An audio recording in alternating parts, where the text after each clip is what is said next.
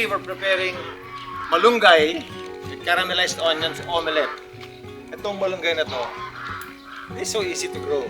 So, lalo na ngayon, no, sa panahon ng COVID, I really encourage people to plant different kinds of vegetables. And malunggay, sa Bisayan, tawag ani is kamunggay. This one is very rich in vitamins, antioxidants, vitamin C, iron. So pag mataas ang iron, that means that's good for your blood. It may also lower your blood sugar levels. Ang gagawin natin, kuha tayo ng siguro about a cup or a cup and a half of this. And then lutuin natin sa caramelized onions and then i-omelette natin siya. So we'll head to the kitchen and then tatanggalin natin ito isa-isa. Napitas na natin yung mga malunggay leaves natin. So kailangan to, isa-isa yung siya tatanggalin. Ilahin mo dito and then tingalay mo siya. It's very gentle, it's very delicate. You know what's nice about malunggay leaves? It's a very nutritious food. Grows so fast, it grows easily, almost anywhere tutubo ang malunggay. And, more than anything, libre. Magtanim ng malunggay, libre magpatubo. Malunggay is so rich in vitamins. Vitamins A, vitamins B, vitamin C. Very rich in vitamin C and iron. So, pag mataas sa iron ng vegetable, what does it mean? That means it's good for the blood. Yan. Okay, so we have about a cup of malunggay. And yung sobra nito, huwag niyo tatapon kasi pwede gamitin sa tinola, in some other dishes. So itatago natin to. And next, we'll do onions. Putuloy natin yung onion natin, half. There you go.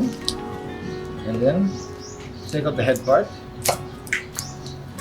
Both sides. Tanggalin natin yung skin ng onions. We make 2 onions. Basta pag-caramelize, maraming onions. So, 2 onions ang gagamitin natin. Make sure you have a very sharp knife, no? It's easier to slice vegetables or any meat pag sharp yung knife mo.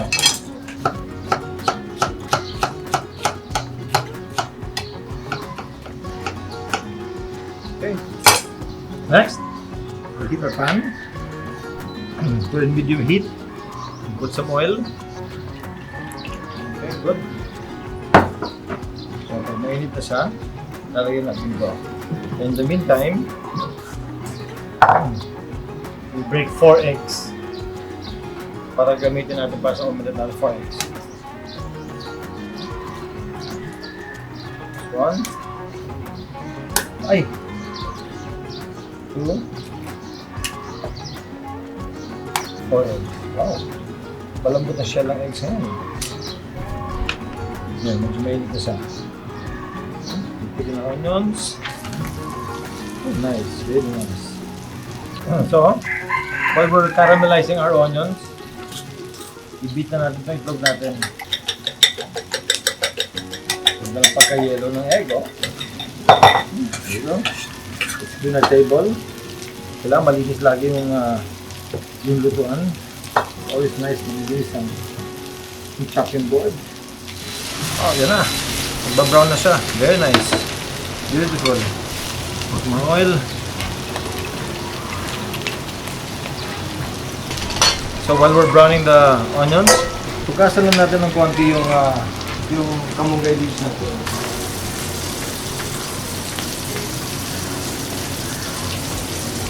Kamunggay, kailangan well-drained na siya. Malinis na yan. Some people, they don't really wash your malunggay, Well, depende siguro kung nasaan ka. But it's always nice to wash it kasi minsan may mga dumadapo dyan ng ibon, Pero paano ko naisip gumawa ng malunggay with caramelized onions? Wala lang. One day, parang naggutom ako. Sabi ko, ano kakainin ko for lunch? So sabi ko dun sa kasambahay namin, sabi ko, kuha nga ng kamunggay. And then kung nakita ng onions, subukan natin mag-omelette. It turned out, ang sarap pala. It's a very simple dish. It's quick to cook and it's fun to eat. Okay. So our onions are caramelized already, no? And then just cook it in medium heat. Lagyan natin yung kamunggay natin until maluto siya. Mabilis na ito. Mabilis na maluto ito.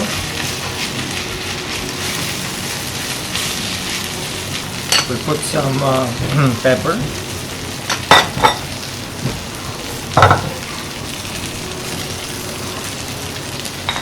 Put some salt. So then, haluin lang natin ito ulit. After this, ilalagyan na natin itlog natin.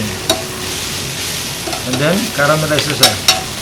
Pag tinikman mo yung kamunggay, kasi slight peppery taste, no?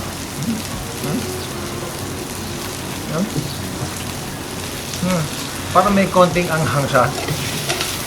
Sarap. Okay. So, ready to put in our eggs. Add a little more oil for the eggs. Time to put in our eggs. So, beat pa natin ng konti. Here it is. Mix it in. And then just let it cook.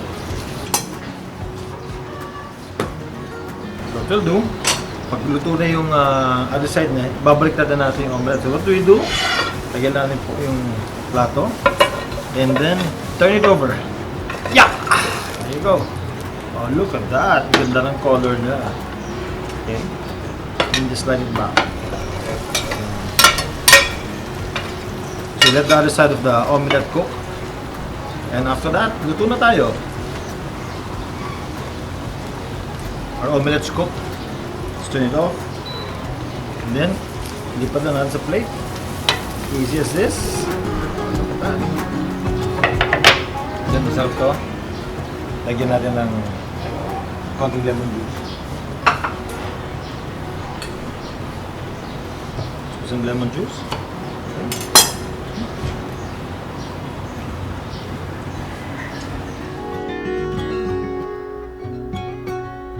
O ngayon, subukan naman natin.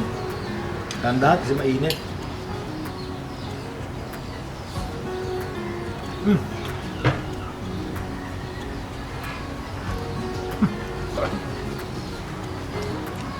Love it.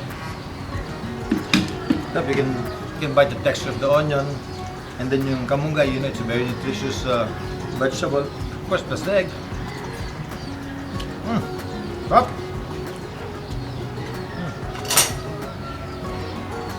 So, this is our malunggay with caramelized onions omelette. Kung meron kayong mga recipe, gusto nyo subukan ko naman, lulutuin ko dito sa bahay. I'll do it for you. Okay? So, thank you. Thank you for joining me here in Goma at home. Bye.